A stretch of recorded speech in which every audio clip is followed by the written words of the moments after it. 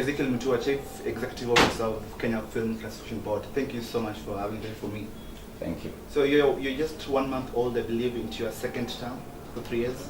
Yeah. Congratulations for that. Your first term was riddled with, you are at the other end of criticism from many filmmakers in the country of your decisions or policies at the helm of K.F.C.B. What is momentous? What stood out for you? Basically, we had a job to do and clear targets, performance targets that are set in the law. My letter of appointment and job description that was to guide my operations in leading the Kenya Film Classification Board. I think I would say in terms of the performance target, basically we were to raise the profile of the board. When I came here, K.F.C.B was not quite known. A lot of people could not even pronounce it properly. You know, they thought it was KFC, Kenya Corporate Board. When I came, even myself, but and I would go for meetings and they wouldn't know. Yeah, this is not about the popularity of K.F.C.B or whether it's known or not known, but what you're really doing in the film industry, which is regulating the board. I made a point about the criticism from filmmakers in the country, and you say that should come from stakeholders. Don't you believe filmmakers are stakeholders, you know, film directors and film producers? Yeah, sure, they're stakeholders. They're the ones we deal with, among others. I'll get to that. Yeah. Slowly. Now, the same filmmakers have blamed the government for not fully supporting the film industry.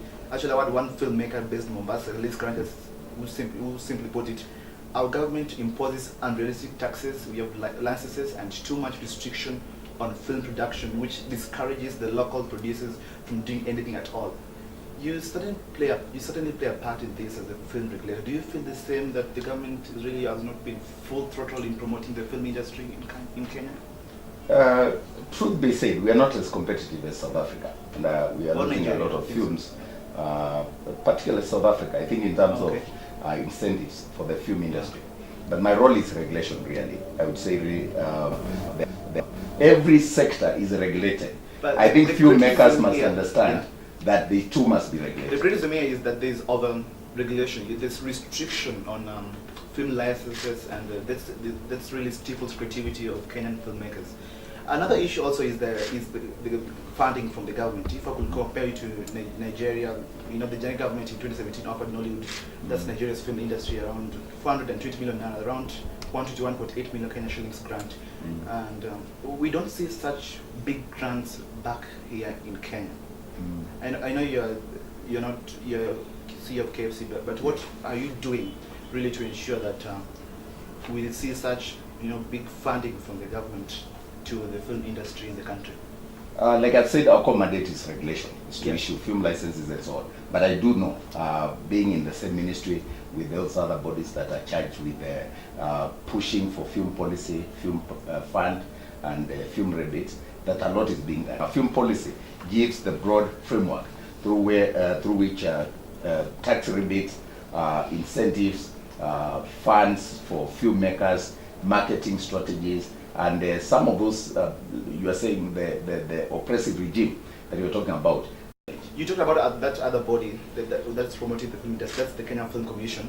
And in an opinion piece done by the K.F.C. chairman, Chris Foods, in March this year, and I'm going to quote him, sadly, as a country, we spend far more money regulating the industry than promoting it. He went on, the problem is further compounded by an unashamed land grab on K.F.C.'s mandate by the Kenya Film Classification Board, whose name and mandate under Chapter 22 clearly state that its role is purely licensing and classification, period. Nowhere globally does the regulator also deal with promoting the industry. He accused you of overstepping your mandate. Why would a colleague that you work together to promote the film industry write such a scathing article about you? To help you to go and look for him. Do you know where they are? Yeah, I know. I can give you the direction. Why would attack me? Yeah. You asked him why would a colleague attack me? What was your take on that? I know you made up later, but there are so many people say all manner of crazy things. That's one of them. So there's such open difference between Kenya Film Commission and the Kenya Film Classification Board scuttle the industry development, because these are big major players of the film industry in the country. What do you think? I don't have an opinion. I'm asking you because we have people who are. That's a statement. Those are not differences. Yeah. There's so much that we've done since. Today we were opening Nairobi Cinema here. Their CEO was here, and he spoke, and all the PSs were there. Recently, some of the decisions of K.F.C.B, and you submitted a complaint to the Kenya Medical Practitioners and Dentists Board, which led to an investigation and subsequently the directive to ban all abortion services at Maristop's hospital. Do you think this decision could jeopardize the health of other women who may need abortion services under this circumstance? We know the Constitution really says someone should only undergo abortion if a trained health professional says that it may be dangerous for their health. Okay, So let me put it better for you. yes, Abortion is illegal in Kenya. it's very legal. It's only allowed in situations where, in the opinion of a professional medic, it's determined that the life of the mother is in danger. That's Yes. the only situation Yeah. where they can recommend termination of pregnancy. So our focus was on the adverts because that's what we do. But we collaborated. We gave that information to the main petition. Actually, was a lady called Ann Kioko of Citizen View, and our role was to say we also flagged out these adverts as inappropriate because they were not rated and because they are promoting a very controversial and sensitive subject that is illegal in Kenya, except in very exceptional circumstances. And we thought Maristop's was not doing a good thing. I think the important thing is Maristop's should have submitted their adverts to K.F.C.B for examination and classification. The other people who presented about the legality or lack thereof of their actions in respect to what circumstances allow termination of pregnancies, I think that's a case that we may not have the expertise. Yeah. But in respect to the adverts, they are wrong, and we stand our ground. In fact, even if the medical practitioners and dentist board were to let them off the hook, we would still sue them. Good. So let me move to another major decision by K.F.C.B, and that was banning the film titled Rafiki in 2018. And according to the board, you are the CEO. It was your considered view that the moral of this story is to legitimize lesbian in Kenya, contrary to the board's content classification guidelines and constitution of Kenya. After the brouhaha and all, they went to court and all that. I guess you still firm on that decision. The matter is still in court, by the way. Yes, You are aware? it's still in court. Yeah. Yes. So I don't want to delve into that. It's still in court. Yeah. We held a press conference in Kisumu. Actually, that's where we banned the film Rafiki. Yes. In that context, we are looking at even the cases of spread of LGBT communities in Kisumu. We work now with the police and ensure that we are able to minimize those kind of cases, if not eliminate them altogether. There's been this word that's been thrown around when people are describing you, especially by the peculiar Kenyans on Twitter, moral police. Do you regard yourself as Kenya's moral police? Well, I think in the context of raising the conversation, and I do not expect a regulator, just like a policeman, will be liked in all cases, but you are needed. Good. Yeah. One of the moral issues, you talked about moral issues, one of the moral issues now is there were students of Ambira High School, Yes. boys, insulting the Yes. Cabinet Secretary of Education, Amina Mohamed, and Honorable Matiangi. And also, what's your comment on that? It was unfortunate. I think I spoke about it. Yeah. Yes, the president spoke about it. Yeah. I think where such happens, even the kids are governed by the law.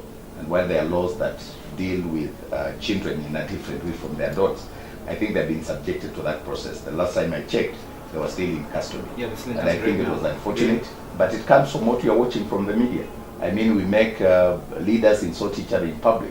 We make it look cool for a young person, to insult each other. In fact, I think we can have this conversation elsewhere. Yeah. It looks like a cool thing when you attack another person. And there are a lot of these things. We watch them in the media. You've watched comments by some of politicians that we have. Yeah. Are they in not this learning country. from politicians? Because there were politicians and they were fast to castigate them, but they really, I think they learn from maybe the elders. Yeah, they're a product of society. I mean, these are our children. They're a product of society.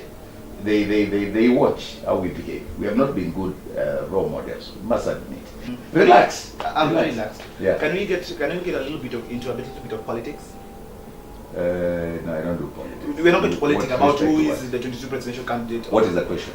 At one point, you suggested that Kenya should have a benevolent dictator, saying at a morning radio show on a local radio station that, I'm going to quote you, we need a benevolent dictator who will not take nonsense, who will say that this is it and the country will have to move that way. Mm-hmm. I believe you see yourself as a moral leader. Do you think you should be in support It's not of politics. dictatorship? That's not politics. Yeah, There's someone, nothing political about Do that. you think that this should come from a moral leader in this democratic era? If you're going to be hated for it, so be it. If some people like it, so be it. But the thing is, we government officials who enforce the law are the ones who should apply that benevolent dictatorship in our small ways to ensure that if it's the K.F.C.B, the issues of content regulation, we do them without fear or favor, if the law says so. And by the way, good. You said that was on politics. Now, I think this is a bit of politics. You sent out a tweet sometime back, and everything now is about all handshake politics, and say handshake is the best thing to ever happen in the recent times. what? The handshake between yes. President Uhuru Kenyatta And Raila. Raila Odinga. Do you think it has bore fruit? Yeah, I mean, it's a common knowledge. We peace in this country. Unity. I think it was more about national cohesion. Will you ever run for political office? God knows. I mean, by what I do, I am a political animal. Every day I do stuff that would, by another definition, be the same thing that honorable members of parliament are doing. Probably sometimes I even do much more.